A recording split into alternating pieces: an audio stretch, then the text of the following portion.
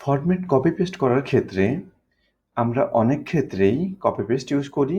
আপনি format copy paste করতে পারেন ফরম্যাট পেইন্টারের মাধ্যমে। যেমন আমরা চাচ্ছি যে কোনো একটা এরিয়ার সেম ফরম্যাটিং আমরা আরেকটা জায়গাতে করব সেম সিকোয়েন্সে, তখন ফরম্যাটিংটা ইউজ করা হয়।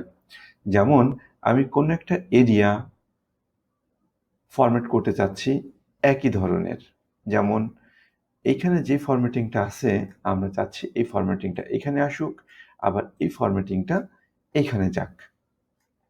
এই ক্ষেত্রে আপনি যদি এই এরিয়াটা সিলেক্ট করেন আর হোমে যে এখানে ফরম্যাট পেইন্টার থাকে, এই পেইন্টারে ক্লিক করেন, দেন মাউসের উপরে দেখবেন যে মাউসের সাথে সাথে একটা ব্রাশের মতো আইকন শো করে।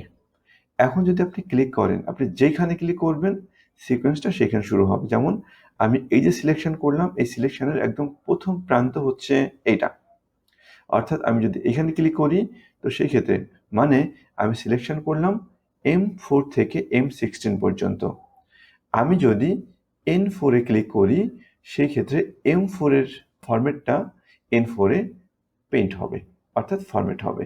আমি ক্লিক করলাম, সেম থিং, অর্থাৎ একইভাবে ফরম্যাট করলো। এখানে যেই সিকোয়েন্সে ফরম্যাট ছিল এখানে সেম সিকোয়েন্সেই ফরম্যাটিংটা হলো। অর্থাৎ ফরম্যাট পেইন্টারের মাধ্যমে আপনি অল্প সময়েই ফরম্যাটটা করে ফেলতে পারেন।